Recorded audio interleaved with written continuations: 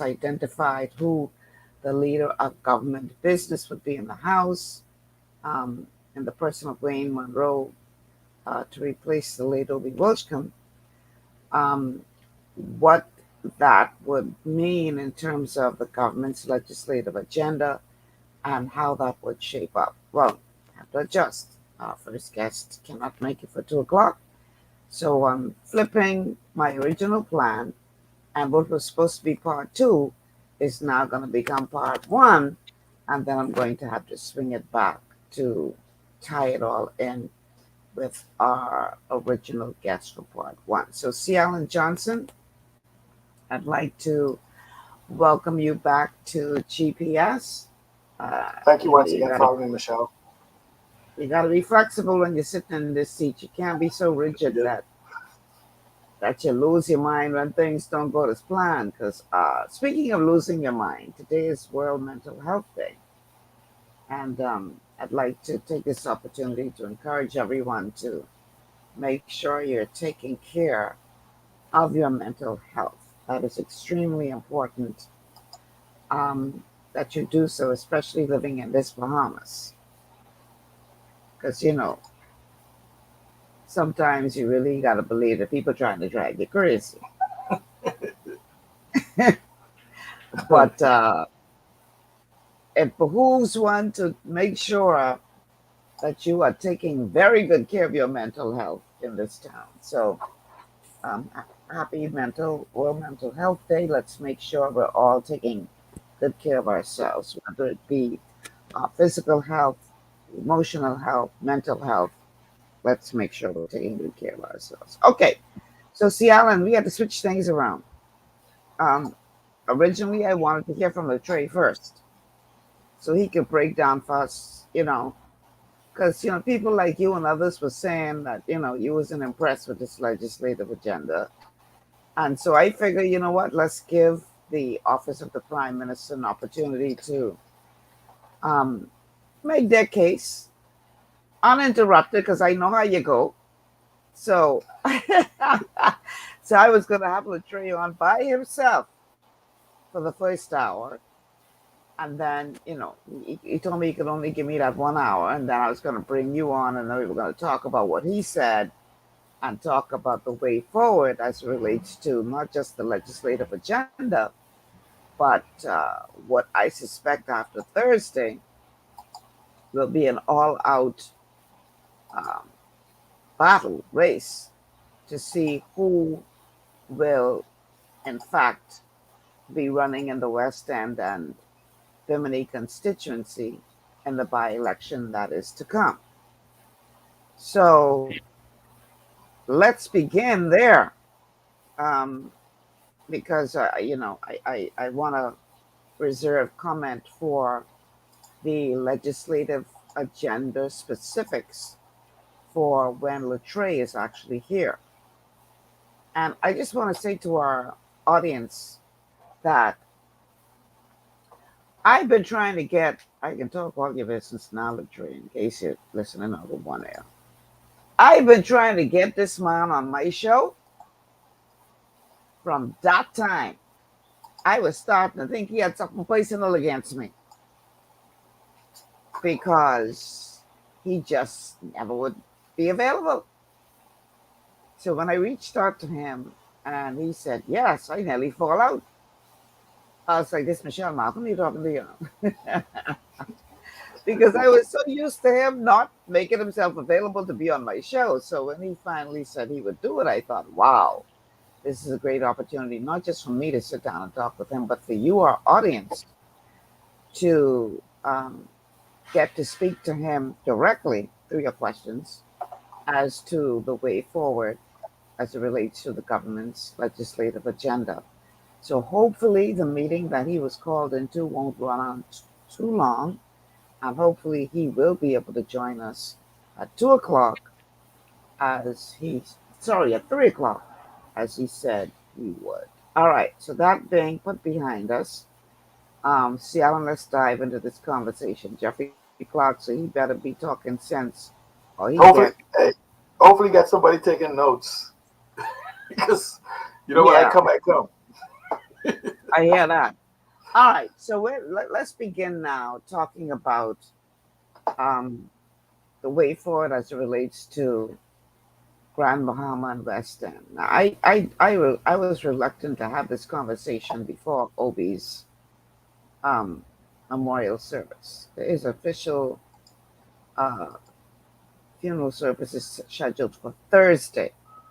Yes. And even though the government has said, the administration, the Davis administration has said that they won't discuss who could possibly be running um, on the PLP ticket in West End and Bimini, there are clearly some folks who didn't get that memo True. because there's talks now, plenty talks about, I'm hearing the name Shane Gibson. I'm seeing commentary back and forth about the people and who they want, and don't send us nobody who we don't want. And some saying we ain't want no backbencher. We want somebody with experience who could step right into cabinet, because after all, the late Minister Wilshcombe was a cabinet minister. And so, on the other hand, the party is saying, we ain't looking at nobody who formerly served. We're looking at people who were being considered for this election. So the two of them don't come together. They like oil and water. They don't mix. So who gonna win this? What already seems to be a little tug of war. Because on the one hand, I'm hearing some people saying, y'all better send us who we want y'all to send us. And they are intimating that that person is Shane Gibson.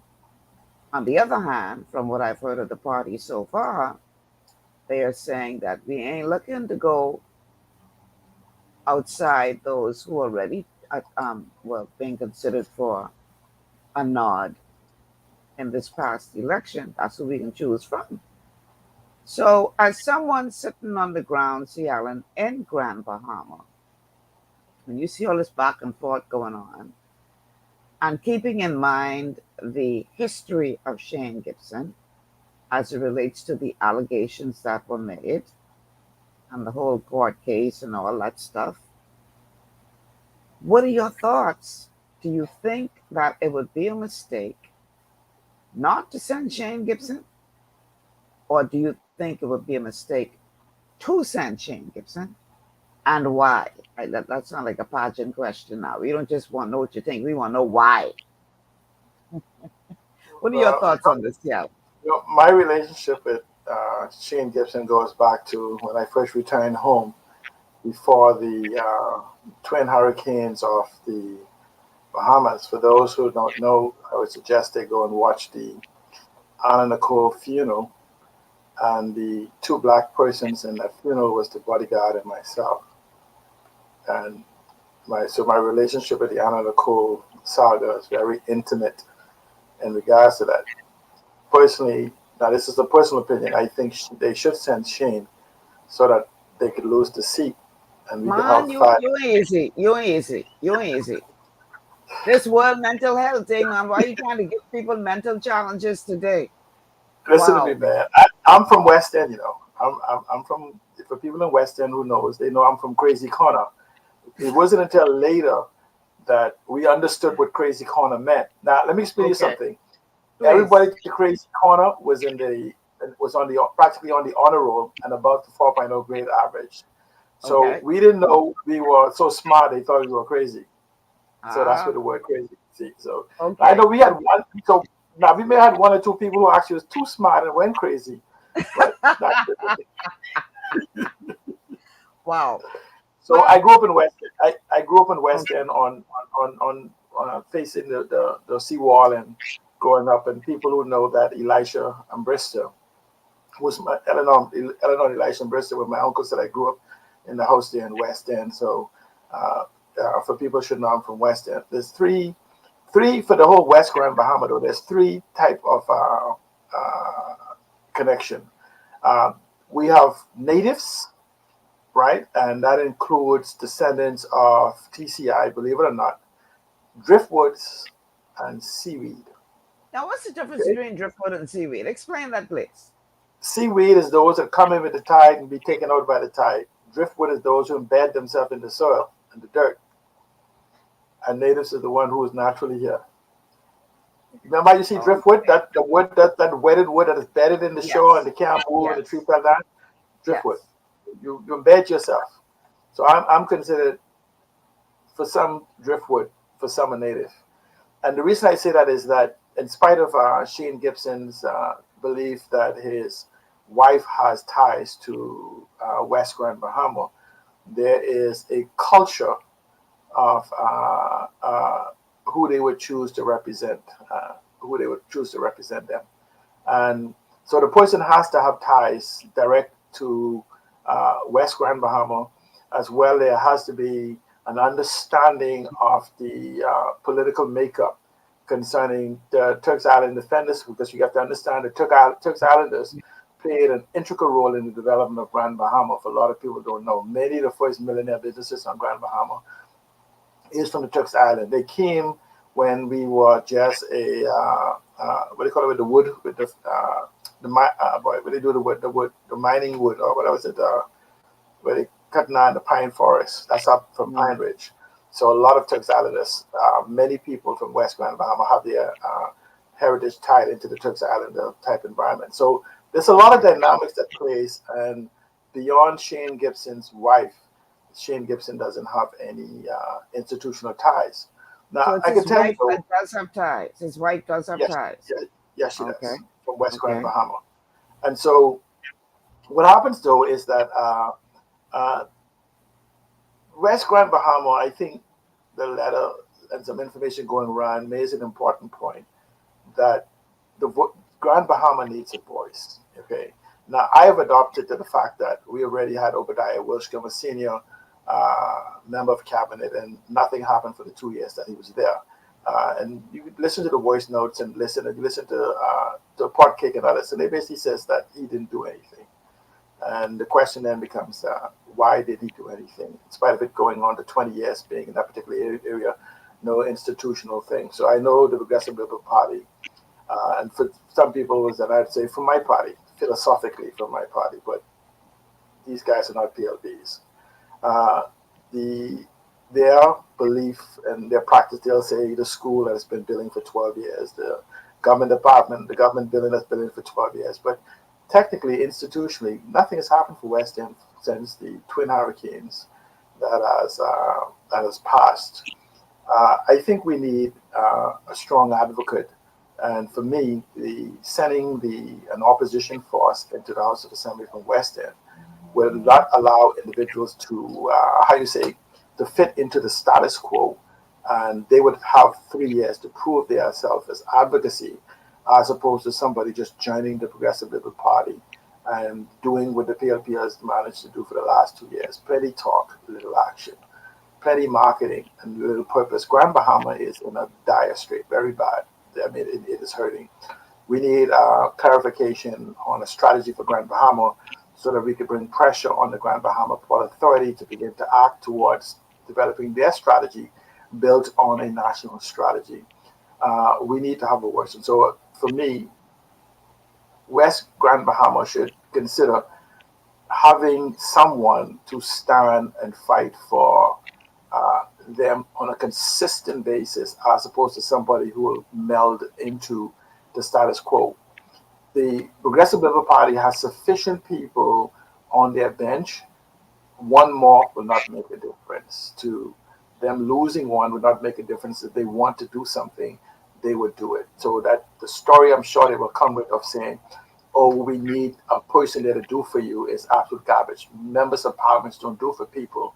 It is government strategy. It is government policy that actually builds communities. Because if you come into the West Grand Bahama and build people will build those communities. And so I believe that we should have an opposition force in West Grand Bahama. So what I do is that would allow us to actually have no government seats on Grand Bahama if we give them West End. Yeah, All yeah, right. yeah. I know you. We have a call on the line. Let's go to the caller. Caller, welcome to GPS. Good day, Michelle. How you doing today? Good. How are you? Great, All right, JT. and good afternoon, CL and JT. You're calling in. Yes, sir. I'm curious about one thing. Is there anybody from the Western and Bimini constituency who currently live in that constituency who the people themselves would want to represent them in Parliament? Do you know of Well, any such person right now, C. Allen? yeah, I know at least 5 or 6 individuals that is historically from West Grand Bahama.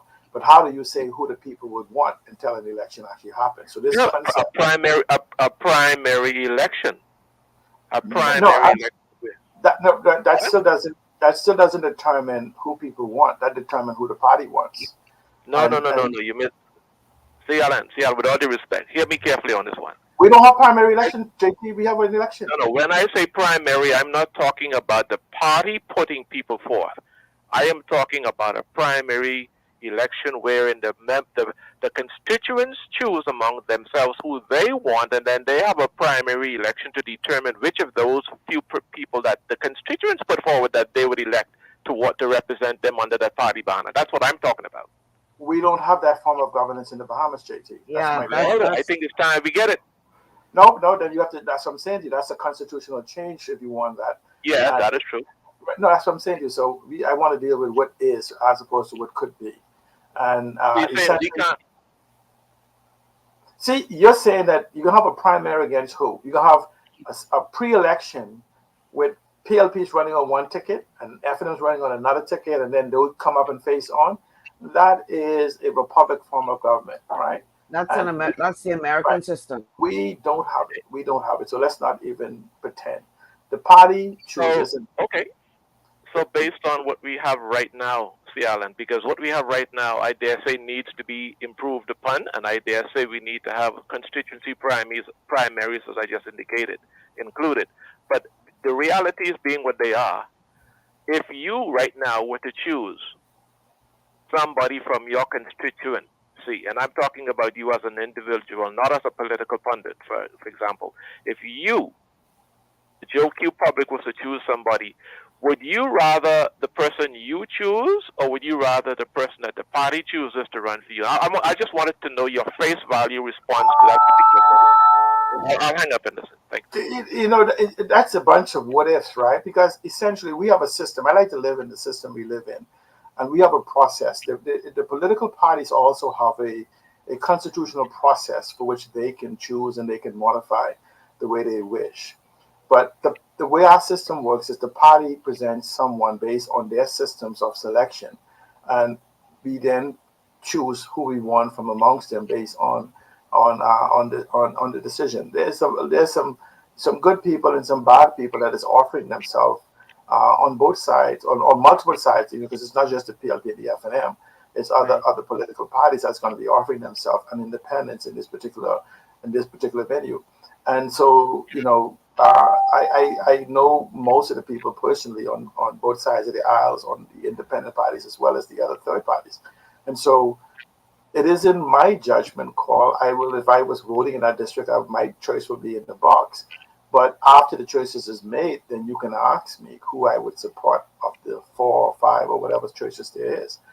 But I can tell you right off the beginning, I don't think that the Progressive Liberal Party needs to sit in that seat. And the reason for that is I believe that what we need is we need a Grand Bahama agenda. And giving the Progressive Liberal Party's position, they will not bring it to us. If they had something for us, I would hate to believe they had something for us right now, and they have refused to give it to us for the last 2 years. And so I want personally as a Grand Bahamian, I need a strong advocate, not just in the House of Assembly, but in the public sphere that would begin to make an argument for what is it that we need on Grand Bahama. And I believe an opposition force will actually bring that because they will be able, working with individuals such as myself and others who will also be pointing the way forward, would force Grand Bahama to have a focus as opposed to someone who will toe the line. Now, and it's very important for the piece you said, Michelle, is that for all of the people that is offering right now, with the exception of Shane Gibson, you have to be very concerned about minister on the first run. I know people talk about the fifth seat we have in Grand Bahama, and that's not a minister. Just read the Gazette, and the minister for Grand Bahama is nothing. Is less than a parliamentary secretary. It's a Mm. title of minister, but look at the responsibilities, and they have no power. In fact, the office of the prime minister runs Grand Bahama, and the minister for Grand Bahama just happens to be in that office, is the one who attends these so-called meetings, liaison with the Port Authority, liaison with government ministries, supervise the airport, supervise or interact with the hotel. These are not ministerial posts to basically impact and change direction. However, the office of the prime minister sits here in Grand Bahama, and people often confuse and compound the two of them as one, and they are two different operations. We And have a call on the line, Cialan. Caller, welcome to GPS. Hi, Michelle and T. Allen. how you Good doing? afternoon. Yes, T. Allen, I heard you made a comment just now about the PLP. You wouldn't support the PLP getting that seat or whatever in the by-election. And based on your arguments, some of your arguments, the premise is that it's nothing because of the performance, right, over there. Nothing has happened or whatever have you. However, if you use that premise in reference to the PLP, that same premise needs to be given on with the F&M. It should be Excellent a point, Ohio. it should be a third party or an independent, going based on your argument and the examples that you gave, should be the one to try and get that seat. Because of the simple fact that you based an argument or a judgment on 2.5 or 2 years, right? When Yes, you have persons you had at one point you had 5 FNM representatives. I mean, a person from the FNM representing Grand Bahama.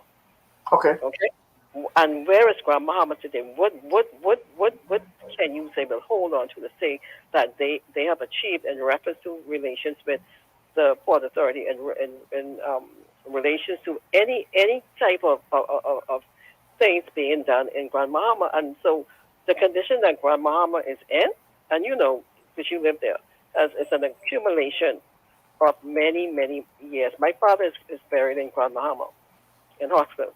But Okay? Pat, don't hang up. Can I address that thing?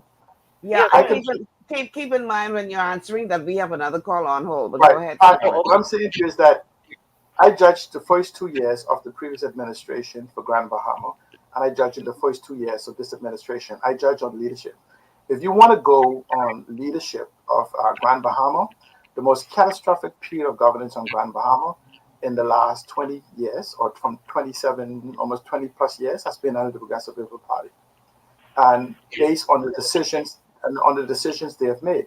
But I'm looking at leadership. What we had Yeah, in the second. I understand your point, but I disagree No, but I'm respectfully saying to you, on we that. had we had for 4.5 years.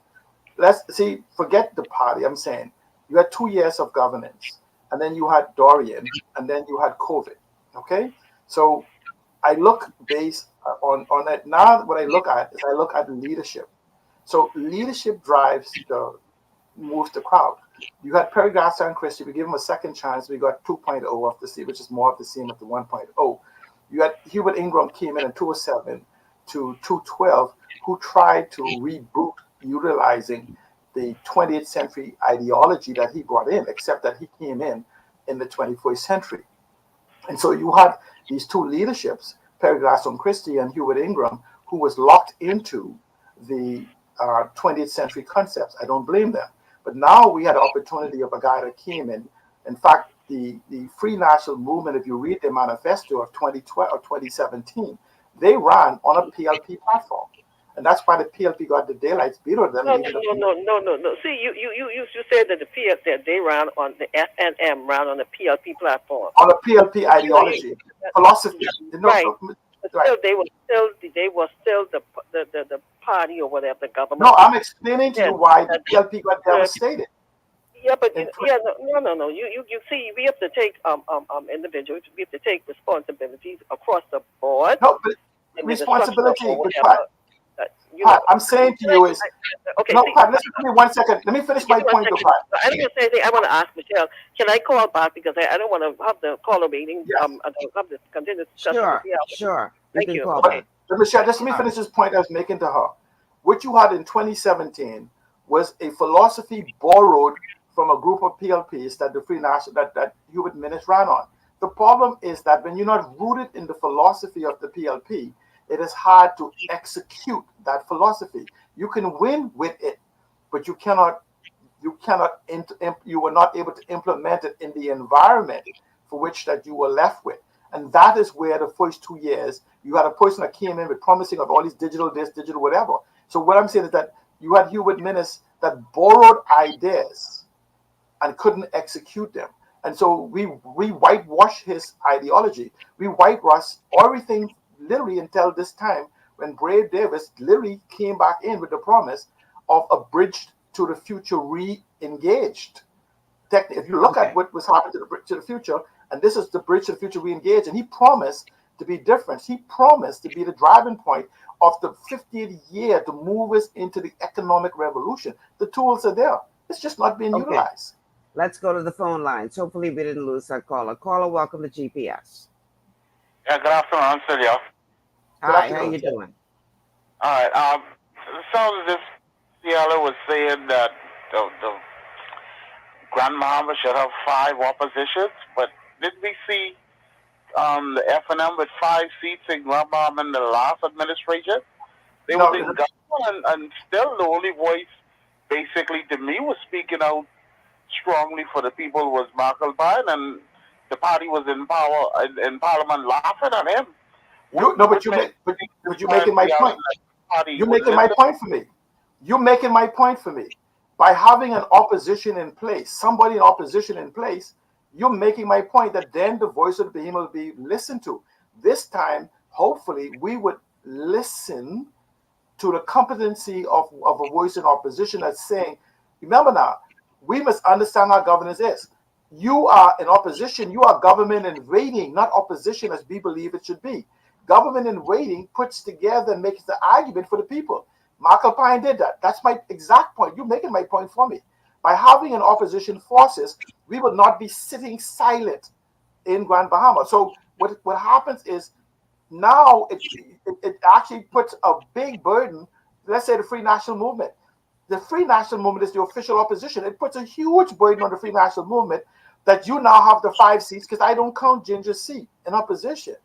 Okay, so you now have the 5 seats as a new leader that is from Grand Bahama. Michael Pintard is considered a Grand Bahamian, embedded, very personalized information between him and his family, understanding the mechanics of Grand Bahama. And if you want, if you wish to be Oh, in a now position, I get it. You're saying that it would be different for the FNM because the leader, uh, Pindad, is from Grand Bahama.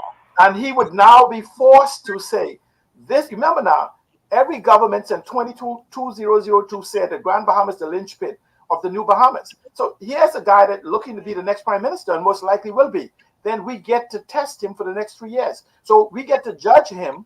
His judgment day will be in 2026 because he will have no excuse to say he didn't have to force, because we will want to hear if this the recovery for the Bahamas is from coming from Grand Bahama.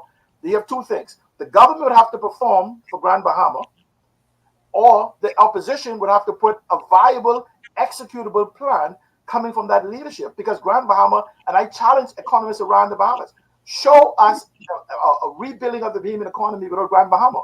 So here it is that you're looking for a new government coming in. So I want a competition now. I want the FNM to present their ideas for Grand Bahama, and I want the PLP to prove themselves for the next 3 years for Grand Bahama. And But we don't on Grand forget Bahama, now. Don't Bahamas, forget will make a now. decision. Huh? Don't I try to forget. get what you're saying, but my concern is um, the deputy prime minister in the last administration, after he would have been ousted from getting a nomination, then goes to Parliament saying he hoped his party could have done this and done that, and I'm scratching my head saying, but you in power, what you mean? Get it done. So I think Grand Bahama Which strong voices to really beautiful point you make. This is why we now know from the fight that was occurring in the background between KP the Turnquest, Hubert Minnis, and all his party. Remember, we started badly, We started badly with a fight in the FNM for leadership.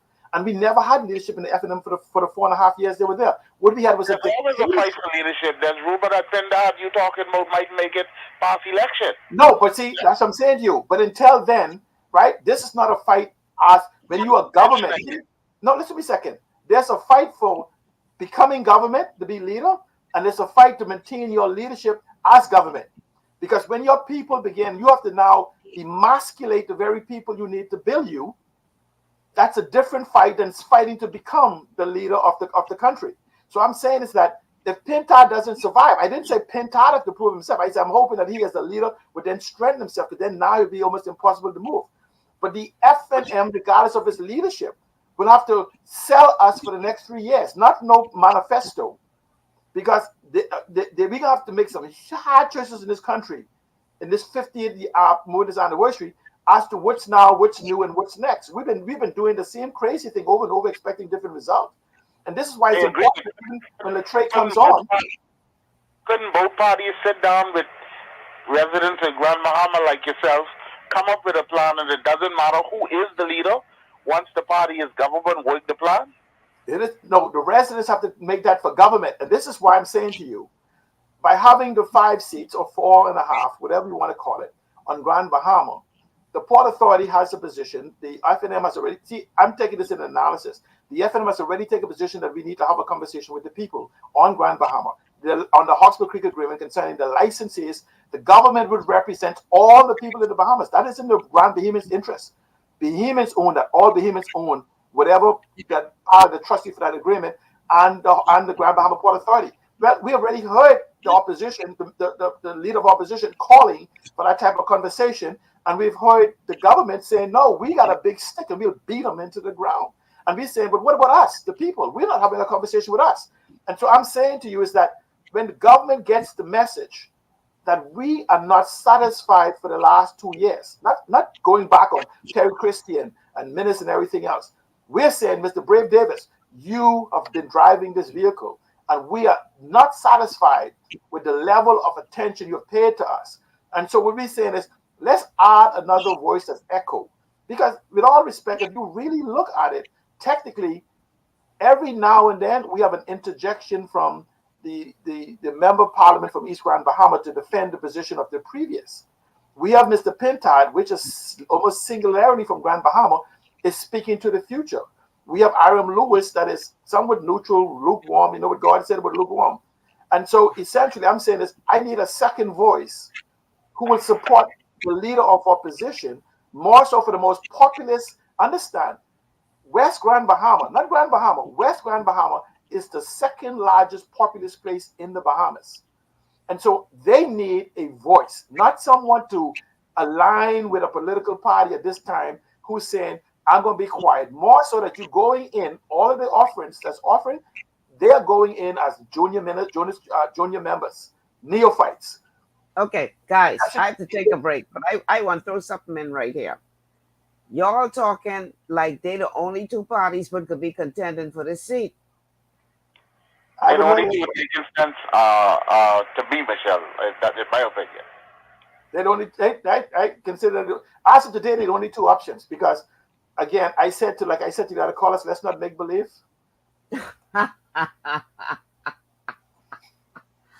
What y'all saying? The opposition who going to argue and negotiate on behalf of West End and Bimini. Not just But we want Grand Bahama. We want a voice for Grand Bahama. And if they don't represent our voice, guess what we can do in 3 years? The seat will be the PLP owned because we will punish them. Y'all ain't tired of this merry-go-round? That's why we are to the point right now that this is why my advocacy is, we are about to flip the conversation. And if I wasn't on air, I'd tell you what we're about to make Michael Pintard. Michael Pintard is going to become the voice of Grand Bahama, whether he likes it or not. Okay? Not his opinion, what we want. And that's where we are moving to. And so I'm sure a lot of Grand Bahamians feel the same way. And so I know the PLP is going to come with this one for Obi. And understand this. we understand. Nobody on Grand Bahama knows Obi like us Grand Bahamians. If you know But what I don't mean. forget now. Don't forget now. We got to take a break, caller. Don't forget now. It ain't only West and in this conversation that has to be considered. You got Bimini as well. Absolutely. You can't ignore them. Right, but let me say what happens is Bimini, when you understand the strategy, you come out of Bimini with a certain amount of votes there. Bimini is fixed and Bimini is happy. But Grand Bahama has always made the determination of the elections for West Grand Bahama. And so the numbers, this is a numbers game. We support Bimini. Bimini is growing, but you know what Bimini needs? Bimini needs a voice in the House of Assembly, not bragging about what has already been done, the prostitution of Biminites and insertion of people. Biminites need a conversation of ownership now. Okay? Insertion and ownership, not jobs, just over broke suckers in the just over broke system. And so I'm saying is that we must now change the conversation. Mr. Philip Brave Davis has 32 of the seats. 31 seats will not make a difference to bring his agenda about. And I'm simply saying is that I don't think we should reward the Progressive Liberal Party for subpar performance, having complete total governance and dominance, and because they came into governance with from a subpar leader, they should have been shining. Except they're now living in an automatic process that came from a subpar leadership. And I can already say, if Minnis is the replacement for Pintad, it doesn't worry about it. The PLP doesn't matter because they'll have another 5 years, because we're not going back to what we've had again with Minnis. So if the FNM wants an opportunity, this Grand Bahama is the opportunity to use this as a platform to speak to the economic opportunities for ownership of the Bahamian economy coming through Grand Bahama. Hubert Ingram said it in 2002. Perry Christie said in 2002. They both repeated in 2007. They both repeated in 2012. Minnis said it in 2017, along with Perry Gascon Christie again. And Brave Davis repeated the same. So here it is for 20-something years. You got everybody saying there will be no economic development without Grand Bahama. No rebuilding, no rebooting of the economy. Then why isn't Grand Bahama front and center? Okay, we got to take a break. I am 13 minutes past my break time, and I know my producer is pulling out his ear right now. So let me go to this break. When we come back, we're going to continue this conversation. For those of you who tuned in late, we were supposed to have Latreille Ramming from the Office of the Prime Minister on for the first half of our show, but he indicated that he got called into a meeting. So hopefully, fingers crossed, he will be able to join us for the second half of the show to defend the government's legislative agenda. We'll be back after these words from our sponsors. Stay with us.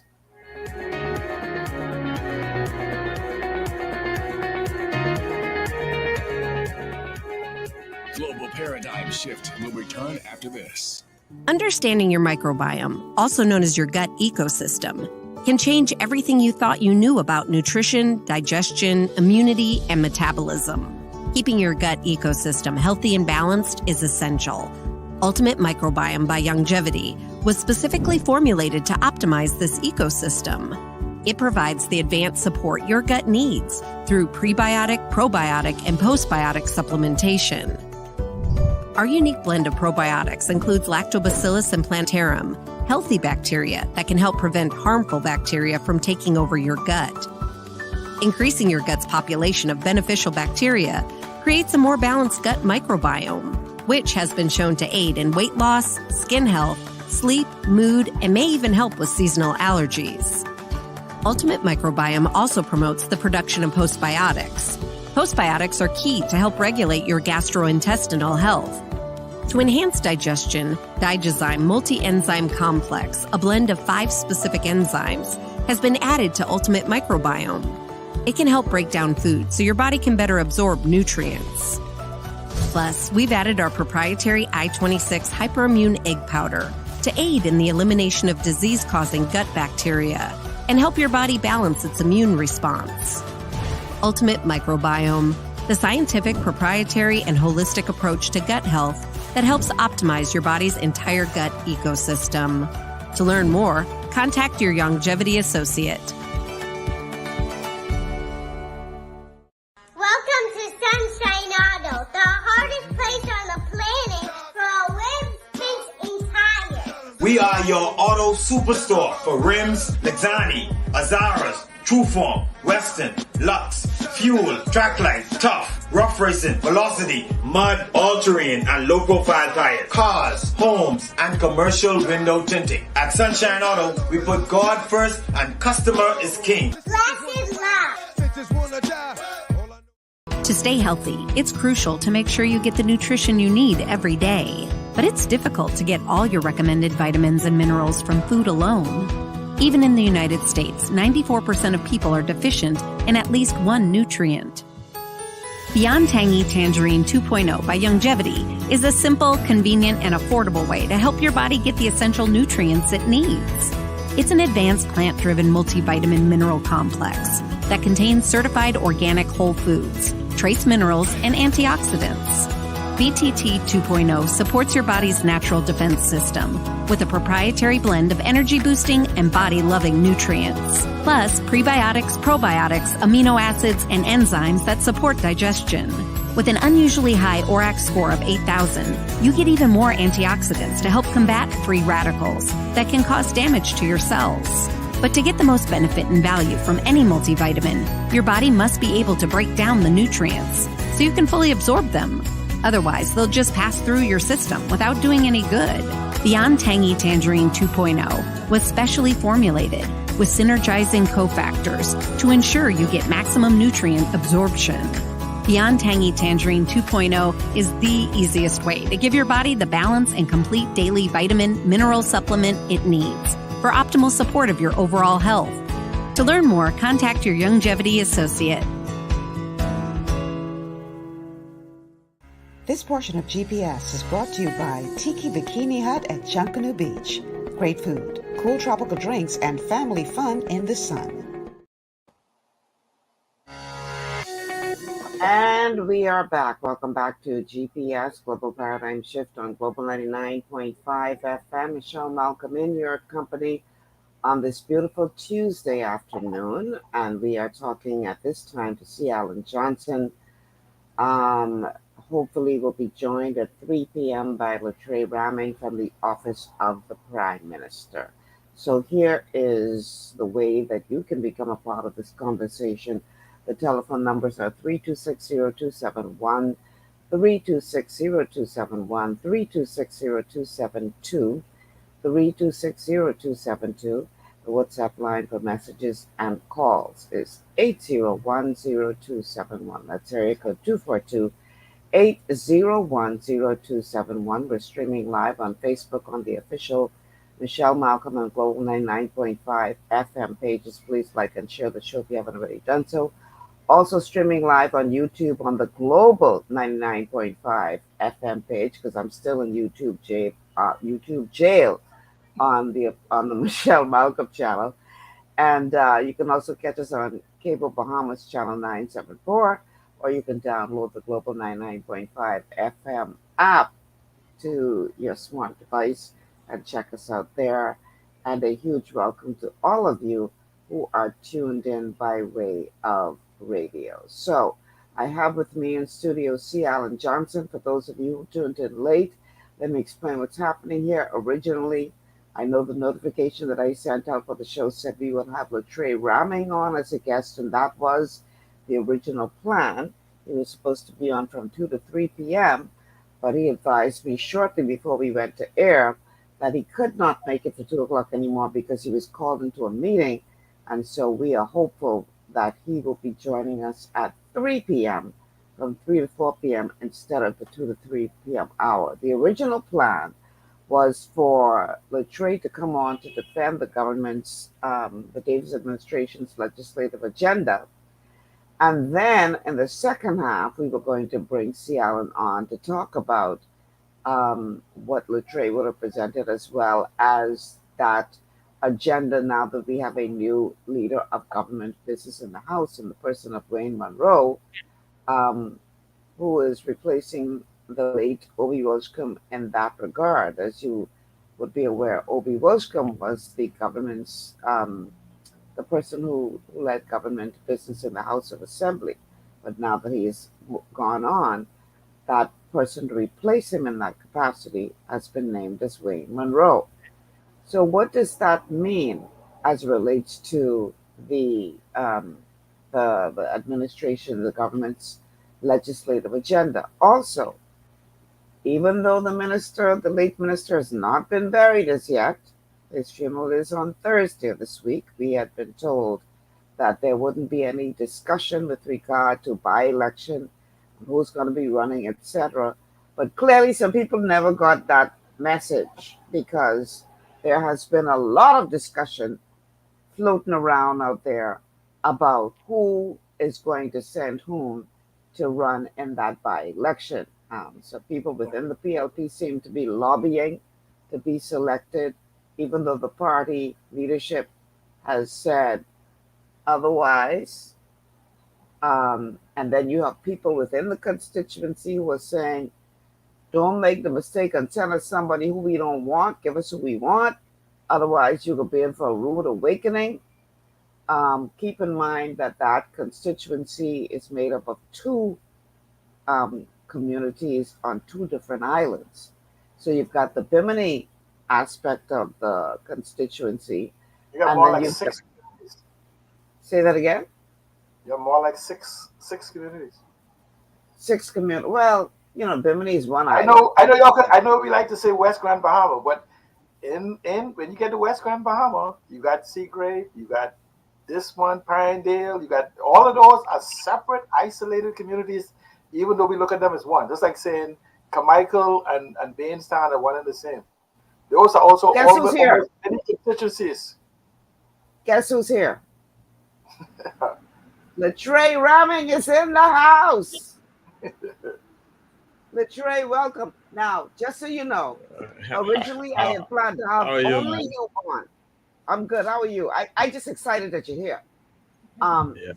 Originally we were supposed to just you on by yourself from two, because Seattle got what I used to call in pageantry, we used to say when a girl talking too much, she got diarrhea in her mouth. Seattle could go. And so so we were gonna have you on the show by yourself, Latrey, from 2 to 3, and then give you an opportunity to go uninterrupted.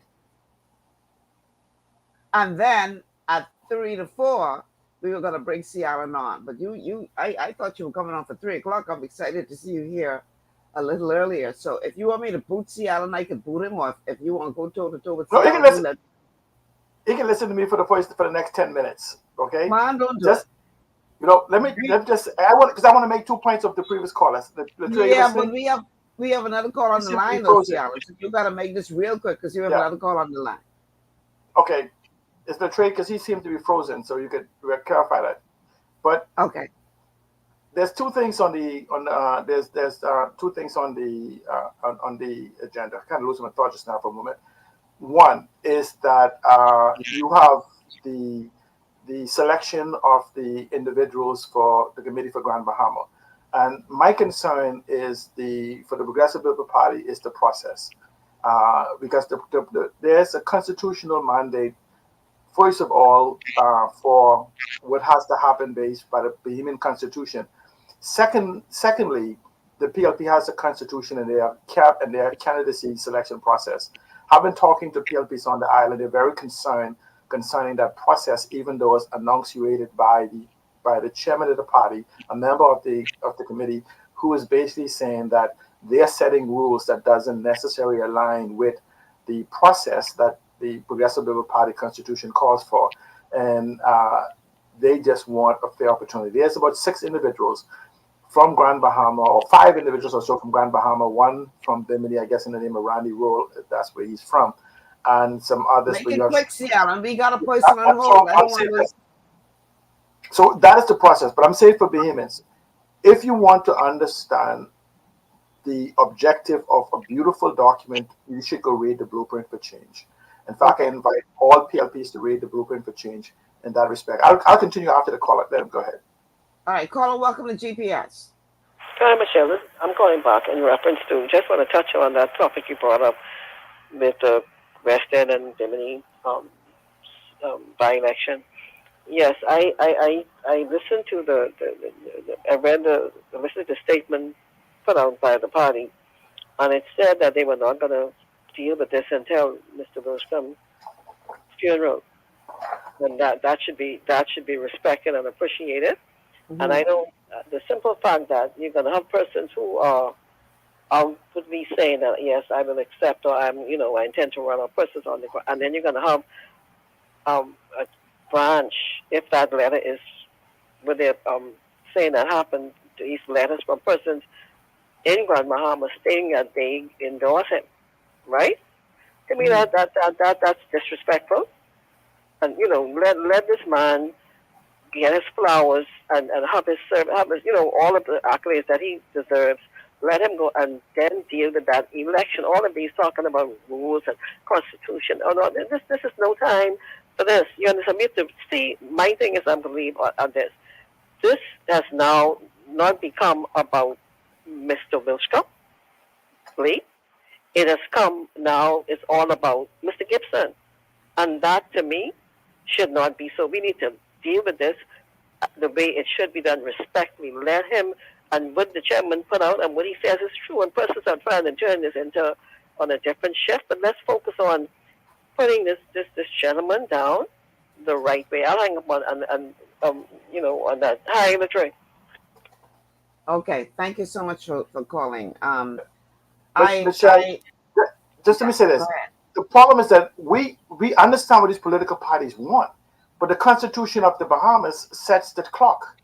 Regardless of what the parties want, the Bahamas Constitution sets the clock on what has to happen and when it has to happen. And so, yeah, because I see somebody asking in the comments on Facebook about why it's taking so long. Y'all can't be serious. Y'all can't be serious. Why it's taking so long for what? The election? For the by-election. I mean, come on. But no, I'm saying, but believe it or not, right? Let's say, for instance, if for some reason Mr. Obadiah Wilscomb's funeral is delayed until November, it doesn't stop the constitutional clock that has started. Yeah, I get that. Right. So whatever political party could just take the position that, okay, we're not going to do anything. That's the political party's position. That doesn't stop the constitutional aspect of what has to occur. And so I'm saying is that somehow we seem to believe that this process starts at Mr. Obadiah's funeral. I don't think anybody believes it. I just think that people are calling for decency and order. That's what I think. But I'm saying is that if you understand the process, you just have to understand not to merge the two. I don't think the Progressive Labour Party, the Coalition of Independence, or the Free National Movement should be penalized for making arrangements in the background for whatever it is. Now, but the problem, C. Allen, is it ain't staying in the background. That's the problem. But the parties, I'm saying to you, I've seen the PLP is trying to pull this back into the background, and I see the FNM is saying that they're not making anything, and the coalition. So yes, we're operating on a temperament thing, but I don't think we should blend the tribute to Mr. Obadiah Wilscombe and what is happening with the reality that is still happening legally in the background. It's just this is our culture, and we're still maturing in respect to that. And so I don't think anyone is being overtly disrespectful or they're campaigning, but a selection process still has to go on. Some are. We have a call on the line. Now, Latrell, I want you to give this some consideration before I go to the caller, because like I said, originally my plan was to have you on by yourself. So if you want me to boot C. Allen, I could boot him. That's okay. Or if you want to, you make that call. You I got paperwork to do. Put it in the private chat. Comment what you want me to do as far as he's concerned. But we do have a call on the line. Caller, welcome to GPS. Good afternoon, Ms. Malcolm. How are you doing today? Great. How are you? I'm good. Auntie, your guest? Good afternoon. Now, my question is, with the by-election that's coming up, why haven't the PLP purged dead people from the voter rolls? That isn't the PLP job. That's the parliamentary commissioner's job. Parliamentary. Well, isn't the PLP that's in power, meaning that so we're not looking at what we're looking at the PLP government. Why aren't you purging the dead folks from the rolls, considering that this election is so ripe for corruption? Why aren't we doing that to make sure that there's no corruption involved? But how you know that they're not doing that? How do you know that? And again, like C. Allen said, that ain't the PLP responsibility. That's what you have a Department of Registration for. So why? How you know they're working on that now? So well, I'm saying that Well, after I this, mean, it's been from January. I mean, why haven't we haven't heard nothing or anything is being done? well, we only to be fair, right? We've only heard since the death of Obadiah Wiscombe that we even considered that the voters registration role. Now, a better argument could make is long after this by-election. Now is the time for us to have a conversation concerning the digitization of the voters roll that ties right into our immigration, right into our citizenry role. And so this is a unique opportunity now for us to really digitize in this whole conversation of digitize this, digitize that. I'm not remember this very specifically, but I think as part of the blueprint for change, they did promise a form of digitization to immigration. I mean to the voters roll. So these are things that we have to advocate for, and this is why we need a strong opposition, and we need a listening government.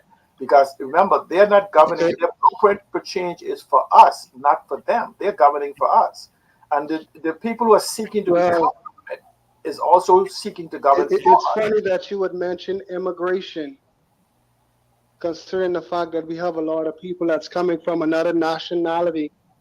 Do you think that they should be voting in our elections? Only Bahamians should vote in our elections. This is what digitization does. Digitization allows an integration of our immigration database along with our citizenship database, along with our birth records database. It allows total integration of government offices. We've been trying to digitize government since 1968, since the independence started. And so if we could get digitization right, in fact, you cannot revive this economy without digitization of government and secondly, digitization of the economy. Those are two different concepts. But digitization of government gives us more freedom of information, access to data, access to information, and better decision making. But it also allows us to look at immigration for what it is. It allows us to look at the voters' role for what it is. It allows us to look at citizenry for what it is. And so these are the conversations I said that we Well, have to well, move to the center of having. Instead of these allegations and conspiracy theories, we could solve all of these. Okay, okay. Well, Carl, I then, need you to. what I you've need been in you the to. government now for 2 years now. What's stopping you from doing that? You're the man. Except for excuses. You're the man. You have not because you have demanded not. And so I'm saying Bahamians have a tendency of sitting and voting against something rather than making the demands now and then choosing and making a decision based on their performance on those demands. Like I said just now, you want to see a beautiful document, go read the Blueprint for Change.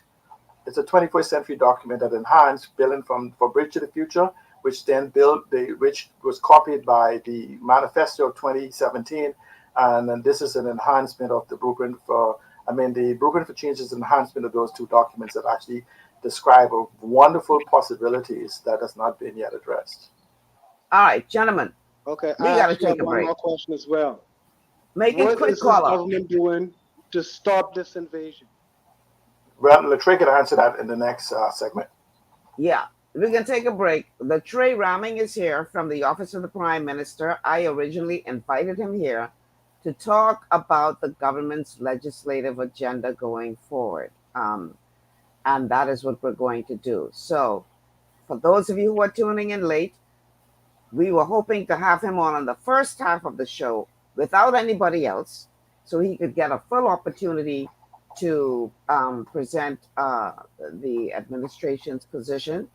And he advised that he was called into a meeting and said he would make it for 3 o'clock. So we're going to take this break and then we're going to honor that commitment to have him on without any other debate per se. Now, that is not to say that you and the listening and viewing audience can't call in with your questions. I'm sure he's ready to tackle that. But when we come back, we will have a representative from the Office of the Prime Minister in the person of Latrey Ramming. and we're going to switch gears to talk about the legislative agenda. So please. Okay, Michelle, just let me say thank you for having me on. I will listen to what Latre has to say because I'm going to be looking forward to critiquing this on your show or on my own. So Latre, be good, be strong, because I'm coming for it. Thank you, C. Allen. And we're going to take this quick break. When we come back, a conversation with Latre Raming. Y'all are not special right here because I've been trying to get him on this show long time. He finally reached. Stay with us. We'll be back after these words from our sponsors.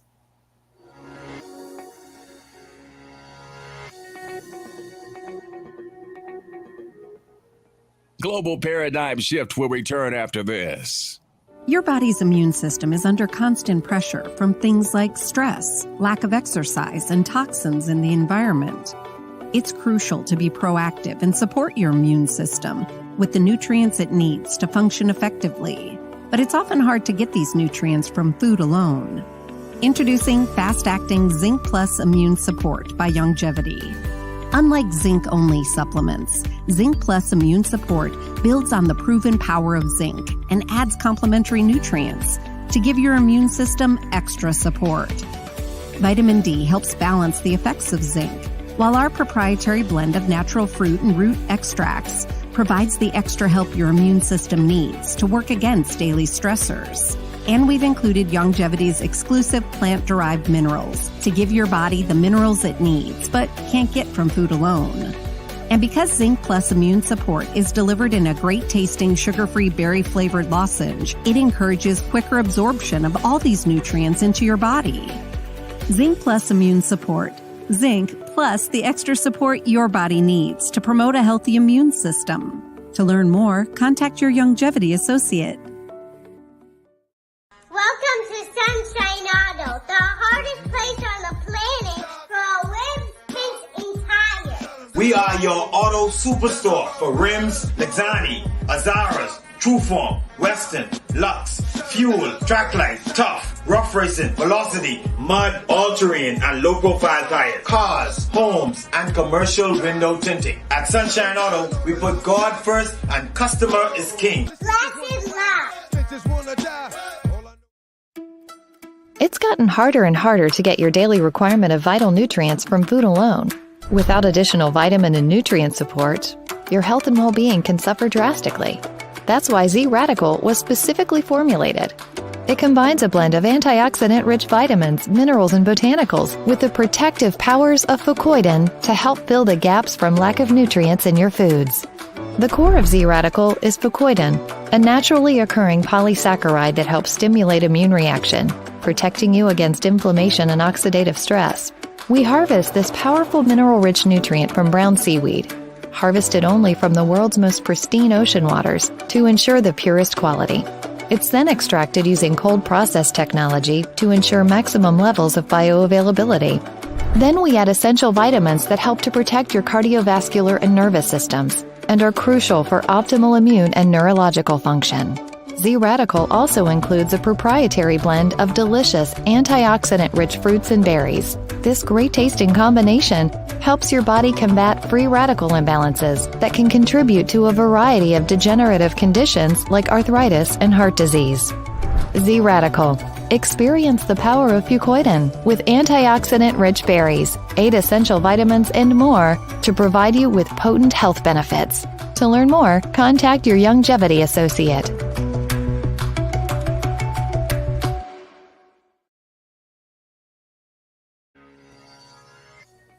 And we are back. Welcome back to GPS, Global Paradigm Shift on Global 99.5 FM. Michelle Malcolm in your company on this beautiful Tuesday afternoon. So here are the numbers to call if you'd like to be a part of the show. The numbers are 326-0271, 326-0271, 326-0272, 326-0272. The WhatsApp line for messages and calls is 242-801-0271. That's 801-0271. We're streaming live on Facebook on the official Michelle Malcolm and Global 99.5 FM pages. If you haven't already done so, please like and share the show Also streaming live on YouTube, but on the global 99.5 FM channel. And you can also catch us on Cable Bahamas channel 974. Alternatively, you can download the Global 99.5 FM app to your smart device and check us out there. And a huge welcome to all of you who are tuned in by way of radio. Return us your phone. Yeah, just give me 1 second. 1 second. Okay. All right. Go ahead and mute your mic. Yeah. So, welcome to all of you who are tuned in by way of radio. Um, Here in New Providence, 99.5 FM on the dial. And a huge welcome to all of you who are tuned in from Grand Bahama. I understand that we have a pretty large audience on that island. Also, welcome to all of you who are tuned in from outside the um, through the rest of the country and outside the country as well. A huge welcome to you all. Okay, so Trey, I have you up in the studio so we can see what you're doing. Welcome, the Director of Communications in the Office of the Prime Minister, Mr. Latreille Ramming. This is his debut appearance on GPS. And listen, I want you to think I've been inviting him a long time. I can talk with you, Mr. Latreille. Yeah, I was starting to feel like a stepchild with freckles and buck teeth. Don't feel that way, man. He finally reached, y'all. He finally reached. All right. So, better late than never. Welcome to the show. Thanks for having me, Michelle. It's always great to be in your company. All right. So, we're talking about the legislative agenda. As we all know, the House of Assembly, the new agenda, the House opened on Wednesday of last week, where we heard the speech from the throne, and then members of the lower chamber heard read for them what the new agenda entails. And so we're going to talk about that. I'm going to put on the screen right now as a way to remind our audience what the legislative plans and commitments are as outlined by the Davis administration. So they promised that we would hear more about housing, natural resources, local government, social support, and national security. So those are the 5 areas that we're going to cover during this interview with Mr. Ramming. Again, housing, national resources, local government, social support, and national security. Those are the legislative plans and commitments as outlined by the Davis administration in the opening of Parliament last week. So let's begin with housing. Affordable homes eliminate resilience and rent to own. Latreille, let's break that down for our audience, what that means exactly. Well, thanks so much, Michelle. So, one of the things that the government had initially focused on once we became elected was to focus on housing, particularly in the area of Grand Bahama and Abaco and the wider Family Islands and in the Providence. We've made a lot of progress with the project called Renaissance in New Providence. We also realized that despite the government's efforts, the cost of housing for the average family is just out of reach. One of the initiatives that the government is looking to introduce and implement is the rent-to-own program. So it's a initiative program scheme to ensure that it captures a larger aspect of the paying population, particularly low-income families, so that we close the gap for persons being able to access home ownership. We do realize that the government has to accelerate this program because expanding access is critical, not only in the Providence but on the Family Island. So there's been a number of projects in North Eleuthera, if I stand corrected. There have been a number of projects also in Abaco. So we've been focused on those initial periods. We've worked closely with through the public-private partnership model But what we believe that will be the thing that accelerates home ownership will be the rent own project, where it is a reduced price, something that the average family could afford, something that the average young professional or retiree who want to have access to home ownership, who always dream of having access to home ownership. And what we've seen this as well, Shanique, is that the Michelle. program itself, Michelle, sorry about that. The program in itself has been oversubscribed.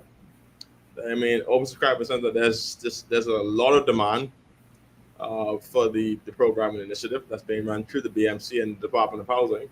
And so to indicate that there's a positive response to the government policies, government realized that we have to now expand this policy so ensure that it could be in reach with of more Bahamians. And so that's what we're currently doing. So I think we've made that as a carryover from our fiscal budget in June, and now it's in the government speech for this run as a key priority as well. How is it determined who qualifies for these homes?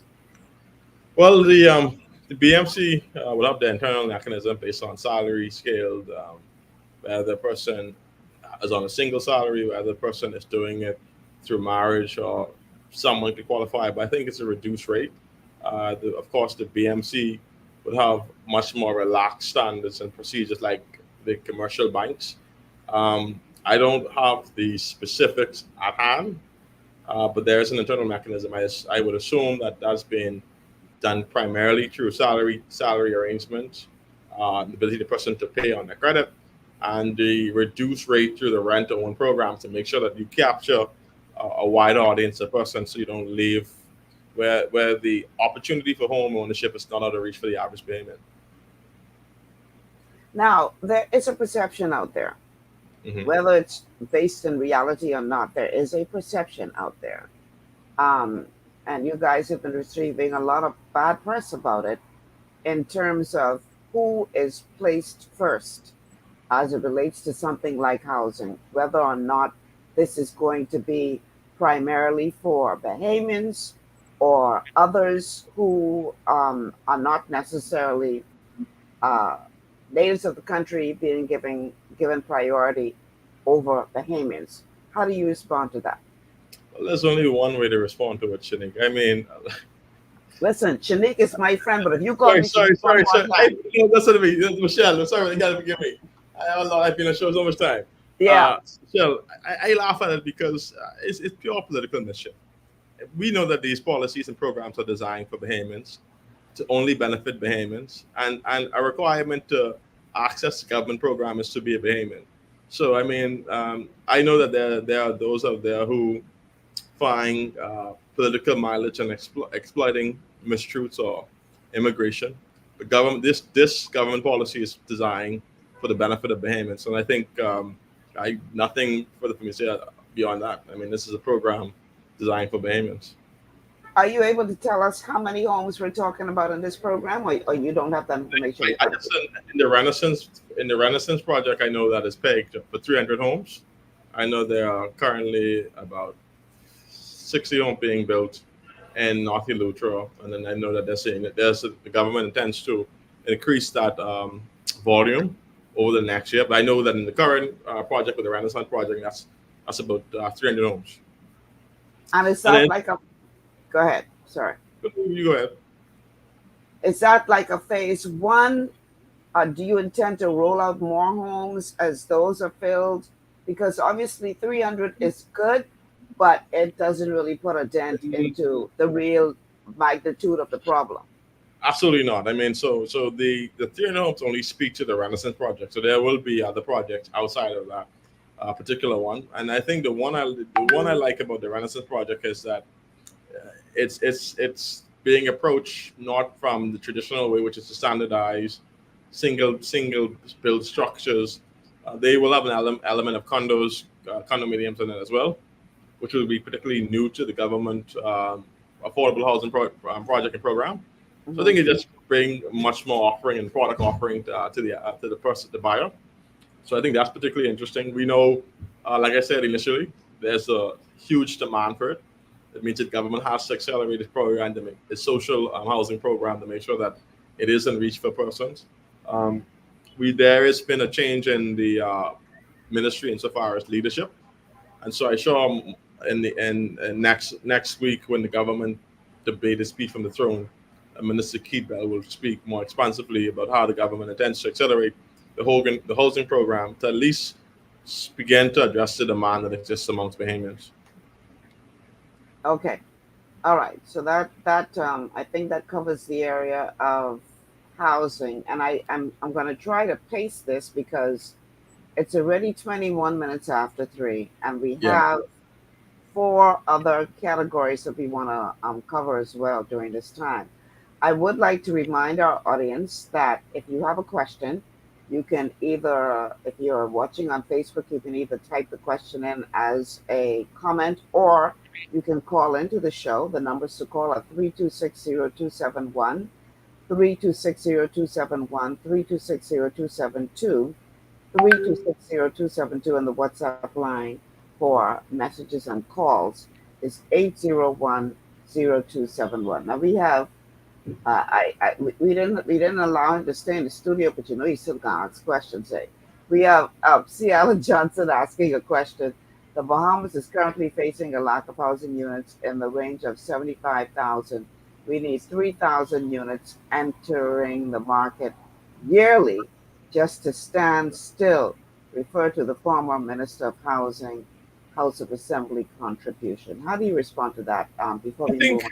Sorry. I think one of the things that we have to look at as well is that in order for us to really meet the demand of housing, I mean, beyond government investment, we need public-private partnership. And most of these initiatives are being done through private investment to really accelerate the pace of it. So I think to see Alan's point, the government is always looking for partners in this social endeavor, social development. Like I say, I mean, we there is a demand, and to accelerate the pace of demand is a required investment. So if you are a government that has to balance investment in the housing infrastructure, investment in resilience to climate change, and investing in healthcare, you're going to need private investment. And so I think in order for us to accelerate and make progress in the way that we want to make progress in, I think there are Bahamians with means who could invest in the sector and partner with the government. We have a call on the line. Caller, welcome to GPS. Hi, Michelle, JT calling. I'd like to ask your guest a question, if I may. I did put his full name. What's his full name again, please? Latre Raming. Good day, Mr. Raming. How are you doing, sir? How are you, JT?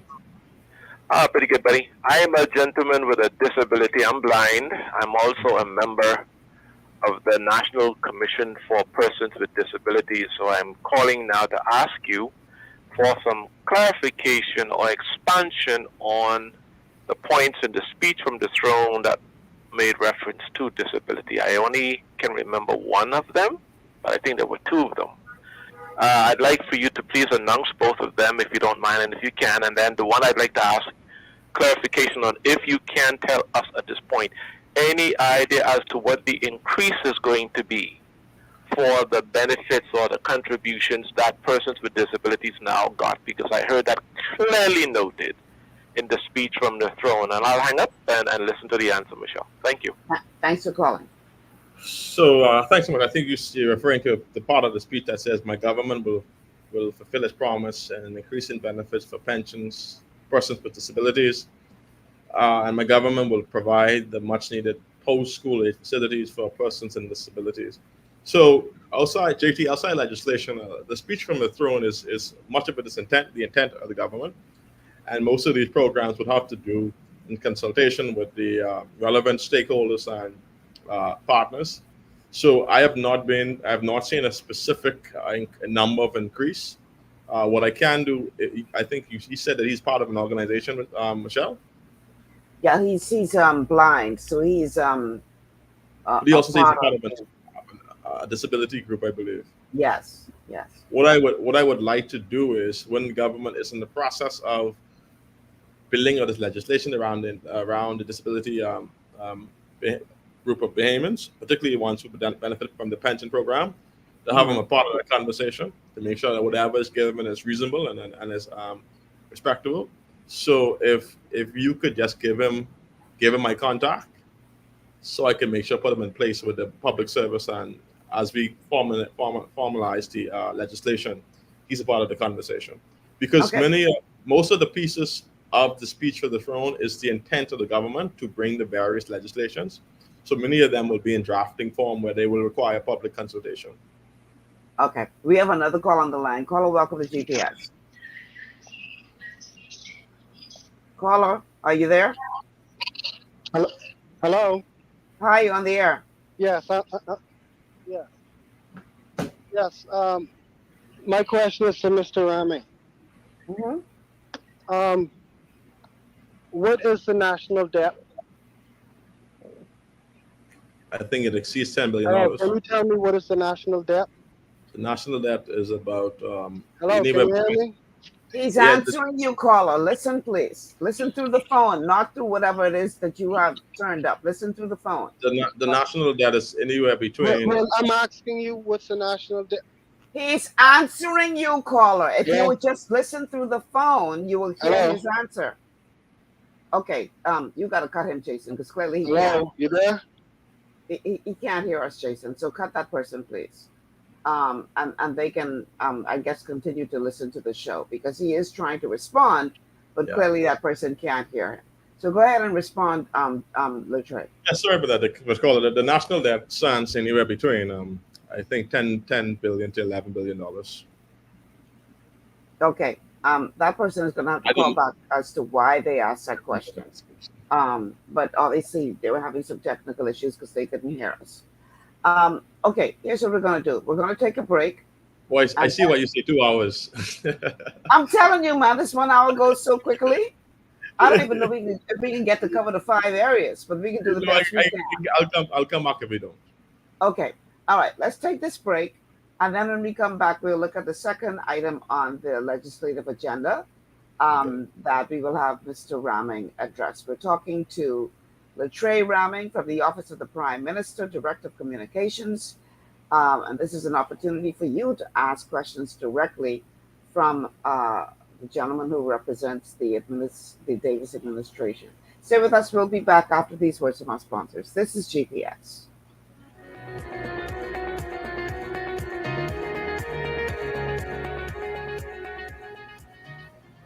Global Paradigm Shift will return after this. At Lee Air, safety is our #1 priority.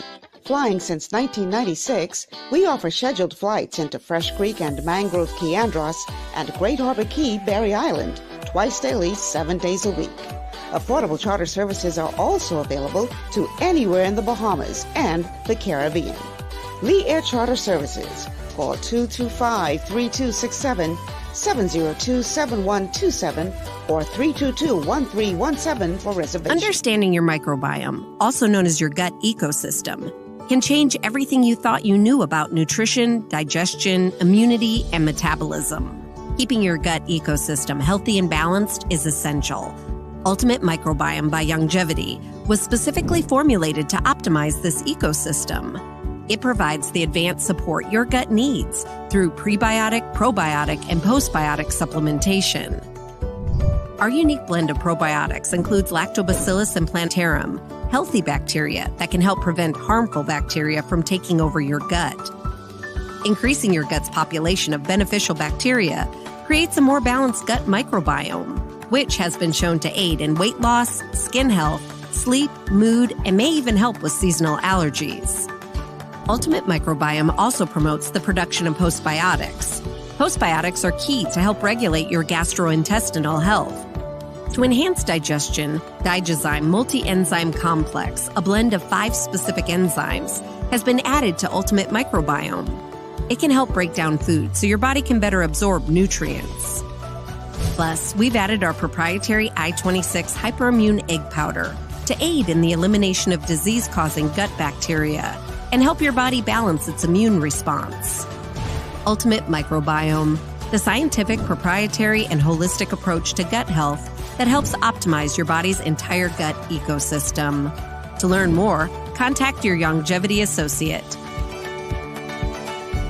For all your building needs, it's Carib Construction and Project Management on Gladstone Road. We build it all: schools, homes, hotels, and more, including structures requiring a Phase 3 electrical contractor. We also provide project management services. The first step towards your dream building begins at Carib Construction and Project Management. Call us at 376-1556 or 341-4466. One of the things I love about the Mailboat is their relationship with Bahamas Air. I can earn travel points on my international freight and redeem them when I fly.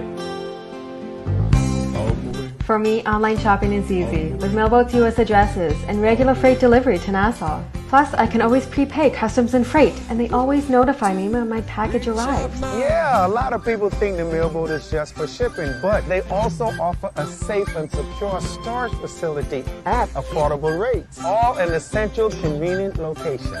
We also offer passenger service into Freeport multiple times per week with a seating capacity of over 450 persons. With family movies on large screens, one hot meal included, and on-board lounge for snacks and soft drinks. We're the Mailboat. We're bridging people, products, and places.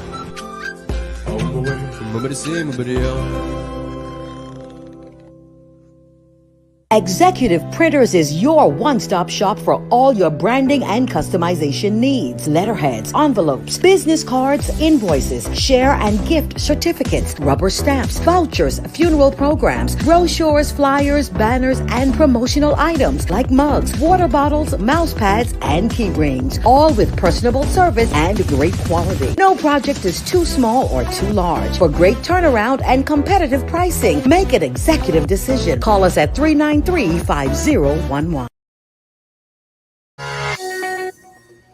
And we are back. Welcome back to GPS Global Paradigm Shift on Global 99.5 FM. Michelle Malcolm in your company with my guest today, who is Latre Ramming, the Director of Communications in the Office of the Prime Minister. The telephone numbers to call: 3260271, 3260271, 3260272, 3260272. The WhatsApp line for messages and calls is 8010271. That's 242-801-0271. We're streaming live on Facebook on the official Michelle Malcolm and Global 99.5 FM pages. Please like and share the show if you haven't already done so. Also coming to you live on YouTube on the Global 99.5 FM channel and on Cable Bahamas, channel 974. Alternatively, please download the Global 99.5 FM app to your smart device. You can check us out there. And a huge welcome to all of you who are tuned in by way of radio, whether it's here in New Providence, Grand Bahama, throughout the family of islands, and of course, all of you who are tuned in from outside the country. Okay, so that WhatsApp caller was having some technical issues prior to the break is back. So let's go to that call. Caller, welcome to GPS.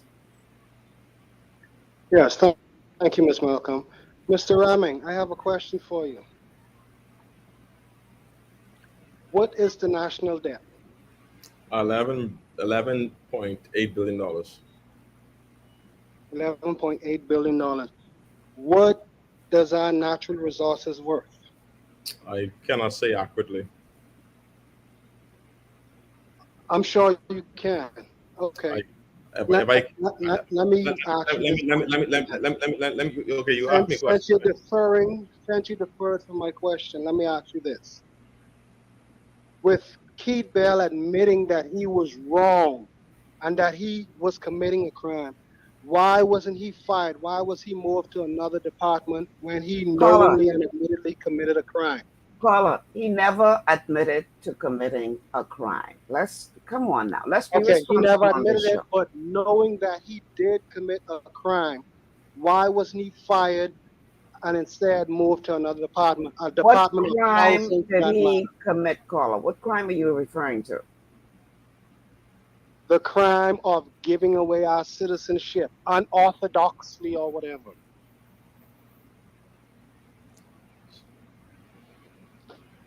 Okay. I want to thank you for calling because there has been no record of a crime being committed by Mr. Bell. Now, he himself said that what he did was unorthodox, but that does not translate criminal.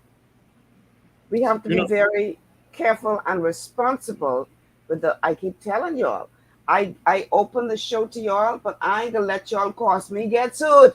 But I think what goes beyond that, Michelle, is that I think that some persons aren't really interested in a truthful conversation about our country's national development or current affairs issues.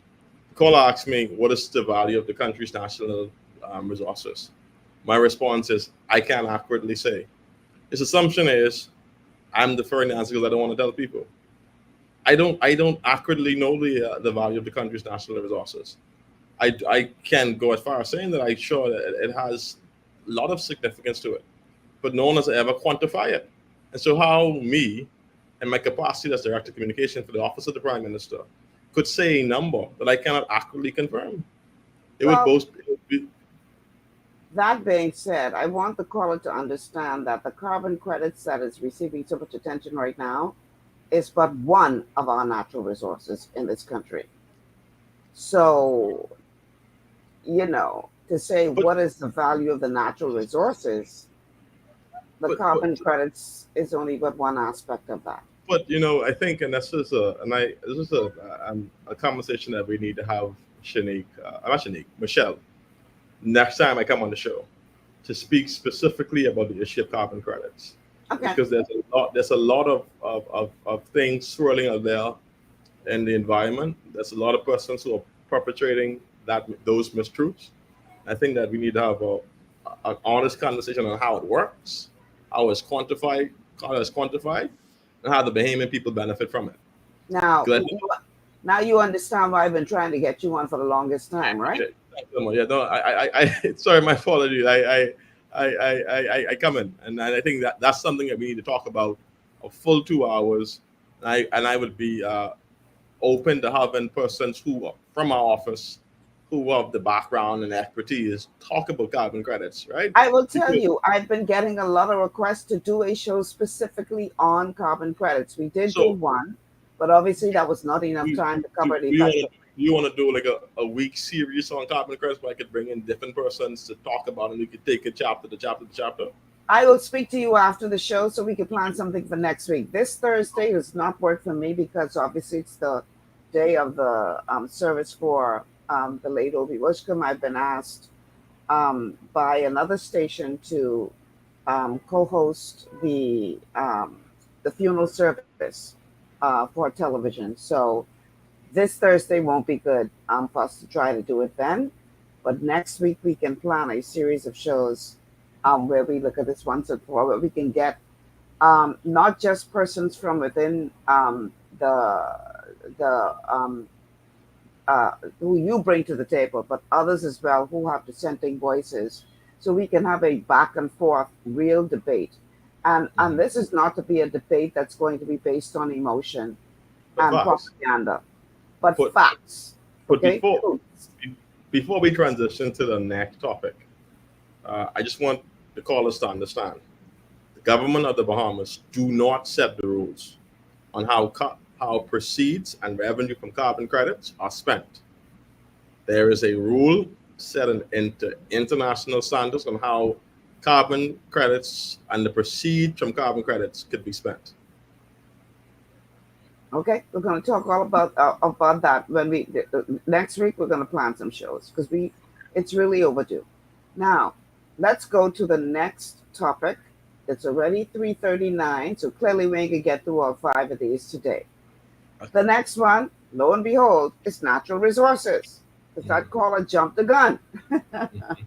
So the next item on the legislative plans and commitments as outlaid by the Davis administration last week is natural resources, environmental protection, mining, regulation, and what does that last thing say? Land?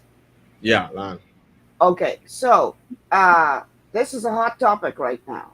So This it is a says, very, very hot topic right now. A lot of people are very incensed by what appears to be the trend that is happening as it relates to not just carbon credits, but housing, land, all of that is now very concerning for a lot of people as to the direction that they believe that this is heading in. So, based on the government's, based on the Davis administration's legislative plan, What can you tell us as it relates to the natural resources of this So country and the management thereof? it says that my government will propose legislation to regulate mining to provide a proper framework to prevent the unlawful exploitation of our natural resources, and will provide a defined royalty framework that Bahamians can benefit from. Right. It Mhm. says my government will also propose a national forest bill that will be the regulatory framework to support the environmental sustainability. The government will propose the establishment of the Bahamas Wildlife Enforcement Network. That will be that will establish an armed law enforcement agency dedicated to enforcing all laws with regards to our national resources. Then it goes and says that my government will also bring regulations under the Environmental Planning and Protection Act. Also, now this is a big piece I think that they are going to really be proud of. And they've been working over the last 2 years to deal with the issue of land registration. And so it said my government will bring the appropriate legislation to deal with land registration and other disputes. Another part of the speech from the throne is the government is legislating by law public access to all beaches. That you must provide by law public access to beaches. That means Bahamians will always have rights to access the beach. So insofar as making sure that we crack down on unregulated mining in our waters or wherever they're having, insofar as that we are bringing about the necessary laws to ensure that when we do negotiate royalties for our benefits, that we maximize the benefits to Bahamians. And the beauty about legislation that it has to happen in the sunlight of transparency. So there's nothing the government of the Bahamas can bring to Parliament that the Bahamian people won't be able to see, won't be able to influence, and won't be able to have a conversation around. So that's the beauty of legislation. That's the beauty of Parliament is designed. So all of these things the government intend to do, I think, as controversial as some of these issues may be, I think that's okay. I think that's healthy in democracies. But what, like you say, is you got to separate the emotions from what is factual, what's going to benefit the main people. And I think that we need to have rational thinking around these pieces of legislation to guide it in a way that really maximize how it benefits Bahamians. We have a question coming in from Richard Cartwright. Richard Cartwright on Facebook says, why don't they present to Parliament the report of the natural resources inventory that was supposed to be tabled to the Parliament from the previous government? I think that I know that the previous Free National Movement had a special select committee headed by the member of Parliament for Golden Gates at the time. I don't know the status of the report. I can inquire whether the report was ever completed. And when I do come back on the show, I can speak to it. That's fair? Fair enough. Now, I want to throw something out to you, Latre. One of the criticisms that I've been hearing quite a bit is that,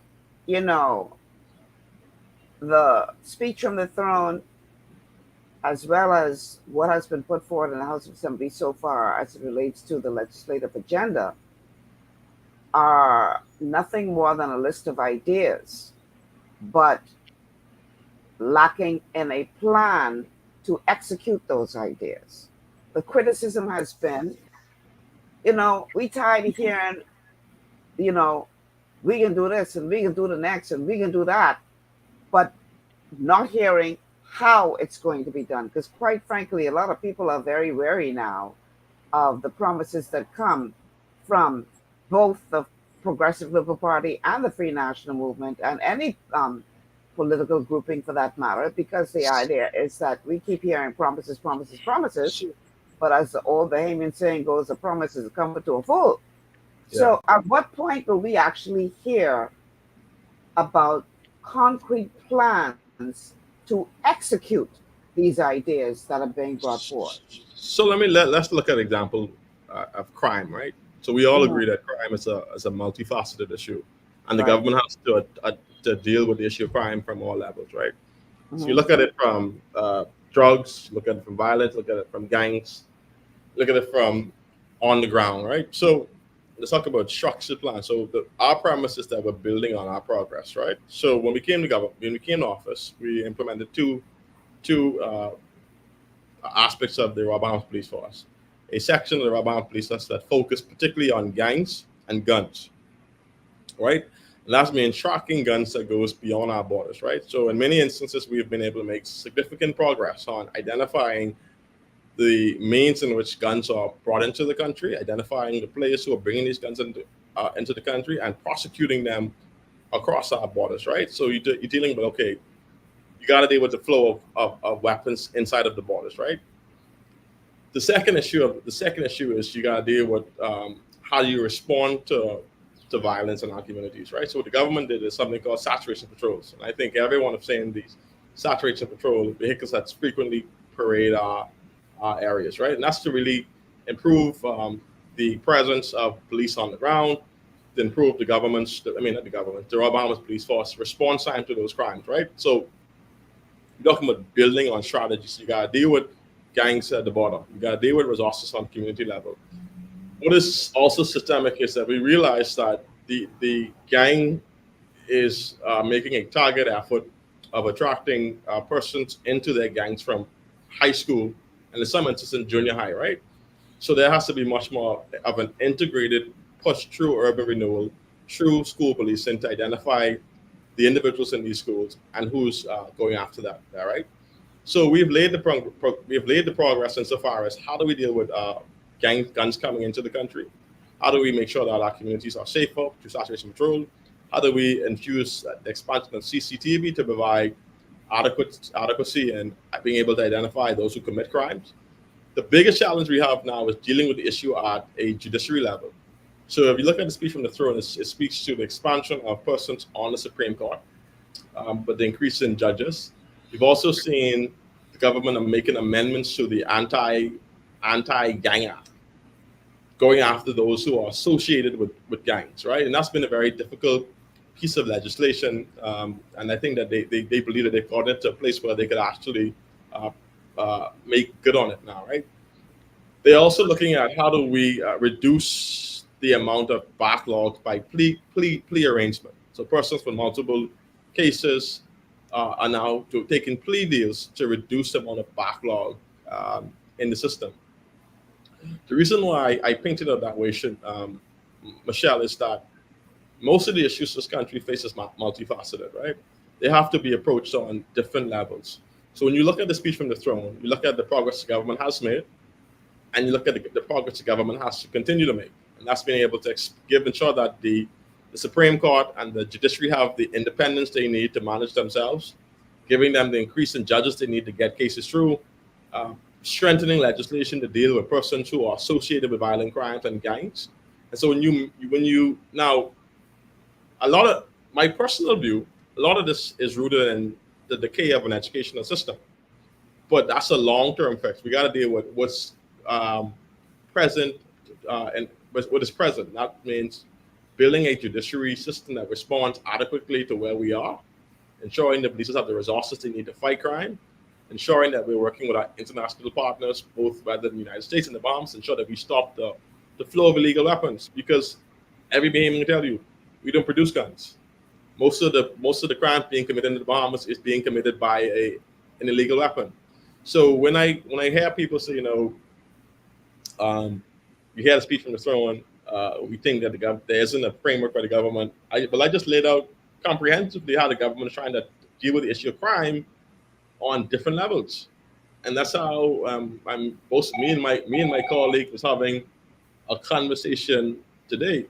We're trying to fix 30 years dated problems within a 5-year term. And no government has yet. Go ahead. Okay, we have a call on the line, but before we go to the call, I just want to say this, that I'm not brushing over the whole question of the carbon credits. We've already determined that next week we're going to work on it, doing a series of shows on that. So to me, it doesn't make sense to go deep into that today, but we know that next week, God Spare Our Lives, we will be dealing with that in detail, okay? So let's go to the caller, and then see where we go from there. Caller, welcome to GPS. Hey, good day, Michelle. Hi. Yes, good day, Mr. Rahman. Good afternoon. Yes, I'm calling pertaining to the self-employed people. But I know priorities be more for like government serving workers and people who got jobs and what have you. But what about self-employed people who trying to get a low-cost home? What procedures can they go through to get a low-cost home when they are working for themselves? What procedures should they go through? I'll hang up. So there's two things that one of the things that I won't, and this is not speaking directly to the caller. The challenge that have been with self-employed Bahamians is record keeping. So you could be in a business, and you could make a lot of money, but if you're not recording that income that you're bringing in, then there's no financial record that the financial institution could go by. And so the only thing they have is your word of mouth that you bring in $10,000 a month.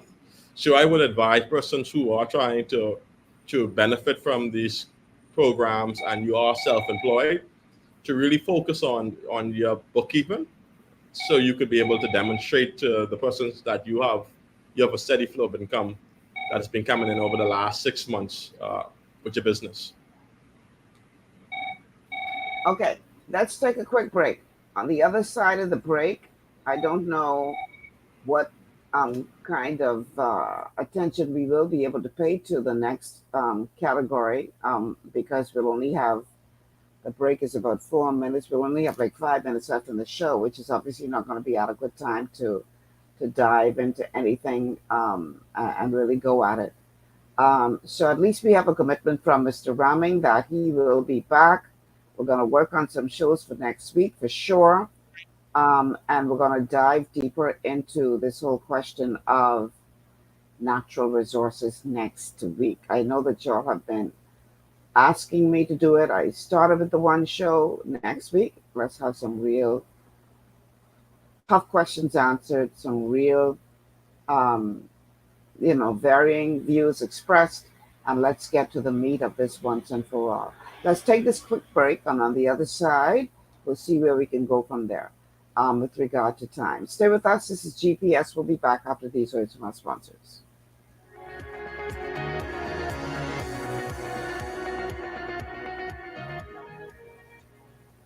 Global Paradigm Shift will return after this. Blood sugar levels play a key role in your appetite, weight gain, and overall health. When you have a blood sugar spike, you can feel confused, dizzy, and even have increased cravings. Eating carbohydrates, sugary or fatty foods, and not exercising can all cause blood sugar spikes. But now you have help in managing blood sugar levels. Sweeties by Youngevity was designed to help support healthy blood sugar levels, so you can power through your day. It's a synergistic blend of minerals, herbs, and nutrients that have been proven to support healthy blood sugar levels. Sweeties includes chromium, an essential trace mineral that's known for its contribution to healthy blood sugar levels and improved metabolism of carbohydrates, fats, and proteins. Cinnamon bark has been included for its naturally occurring antioxidants and support of a healthy heart. And we've even added gymnema. It's been used in Ayurveda for centuries to help promote healthy blood sugar. All the ingredients in Sweeties work together to give the best support available for blood sugar control. Sweeties, the blood sugar support supplement from Youngevity that helps control cravings and manage blood sugar levels through your day. To learn more, contact your Youngevity associate. Welcome to Sunshine Auto, the hardest place on the planet for rims, paints, and tires. We are your auto superstore for rims, Lexani, Azaras, Trueform, Western, Lux, Fuel, Tracklight, Tough, Rough Racing, Velocity, Mud, All-Terrain, and low-profile tires. Cars, homes, and commercial window tinting. At Sunshine Auto, we put God first and customer is king. Blasted loud. As you age, factors like health, weight, diet, and lifestyle can all impact your bones, joints, and general mobility. Even everyday exercise can lead to wear and tear on your body. Over time, you might start to experience stiffness or pain due to damaged joints or connective tissue. Ultimate Glucogel by Youngevity was created to help you limit the effects of wear on your joints. It delivers a daily dose of collagen-rich gelatin your body needs for joint elasticity and maintenance. Ultimate Glucogel contains a 1-to-1 ratio of gelatin and glucosamine sulfate, which is a key building block of your bone matrix, cartilage, ligaments, tendons, and connective tissue. Gelatin's unique blend of amino acids not only help with muscle and joint health, but also has been shown to provide additional benefits for the brain, skin, and hair. Ultimate Glucogel. Natural, optimal daily support for joint health. To learn more, contact your Youngevity associate.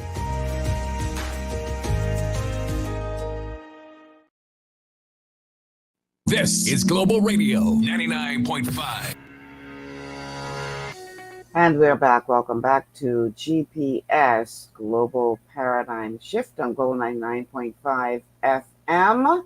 Michelle Malcolm, along with my guest, Latre Ramming, Director of Communications from the Office of the Prime Minister. And the whole role that Mr. Ramming is supposed to play on the show today is for us to look at the legislative agenda as presented to the House of Assembly last week during the opening of Parliament. To sort of break down for us what we can expect as it relates to the items that were outlined that are to be coming up in this session of the House of Assembly, and more specifically, how that will benefit the Bahamian people. We often hear about the ideas, and oftentimes we don't get a concrete plan. And many people are now, like, we don't want to just hear ideas. We want to know how. We want to know why certain things have not been done or are not being done to make sure that we, the people, benefit in the way that you say that you want us to benefit from all of these plans. So time goes by very, very quickly. We've only got 3 minutes left in the show. So clearly, my goal today was to go through the 5 areas that were outlined in the legislative agenda during the House of Assembly last week. I'll just go ahead and put them on the screen real quick for you to see. But clearly, with only 3 minutes left in the show, we're not going to be able to do anything justice if we try to look at another topic right now. So what I'm going to do is I'm going to give Mr. Ramming an opportunity to give us his final thoughts for this particular show. And then we're going to work towards a series of shows next week that are going to dive deep into the question of the second item on this legislative agenda, which is natural resources. So make sure you are planning even from now to be in place to watch and listen to those shows, because we're going to try to make it as comprehensive as we can. But I'm only able to give you a minute now, Latre, to give us your final thoughts, and then post-show we're going to start to arrange for those shows for next week. I just want to say thank you for providing a platform for exchange of ideas. Sometimes democracies can be loud, they could be messy. I think for far too often in the Bahamas, rather than talk to one another, we shout over each other. I think that we need to have conversations that deal with the facts, that allows rational thinking, that we could remove emotions. I think that one of my jobs as government spokesperson is to be able to speak truthfully to the Bahamian people on what the government is doing in their name and on their behalf. I have no difficulty being held accountable. I think the Bahamian people deserve the answers, and I think as a government, we have an obligation to get those answers to them. And so when I'm available to come on and answer some of the questions on what the government is doing in their name, I'm more than happy to do so. And on complicated issues or comprehensive issues like carbon credits, I'll be open to facilitating the right persons to come on the show to have a deeper conversation about that. Looking forward to that. I want to thank you so much for finally making it to GPS. And I know that this won't be the last time you come on. At least now you see that time goes very quickly. 2 hours sounds like a long time, but it goes by quickly. So thank you so much for appearing on the show today, and I'll be in touch afterwards, all right? No problem at all. Okay. All right, so this coming Thursday is the date that has been set for the nationally recognized service for the late Obadiah Wilchcombe. And again, we want to pay our respects to his family, loved ones, as we prepare for his memorial and funeral service. And then next week, we're going to really dive into this whole question of the legislative agenda, and more specifically, the items that have been listed therein that you have all of those questions about. So, again, my deepest sympathy to the family of the late Minister Obi Welshman. My time is gone. It's 4 p.m. I want to thank all of you for tuning in today. And I promise you, we're going to have some really, really hot shows lined up for you for next week. Tomorrow is Wellness Wednesday, and so we're going to be looking at a matter that is of importance to your health. And then on Thursday, we'll see what happens. But like I said, I'm going to be a part of the broadcast of that funeral service. So we'll see what happens on Thursday. Until tomorrow, I'm Michelle Malcolm.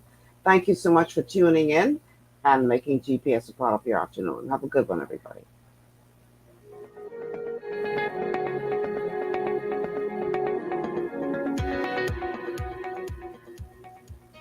Global 99.5 FM reminds our listeners that the views and opinions expressed on this show are those of the host and guests and not necessarily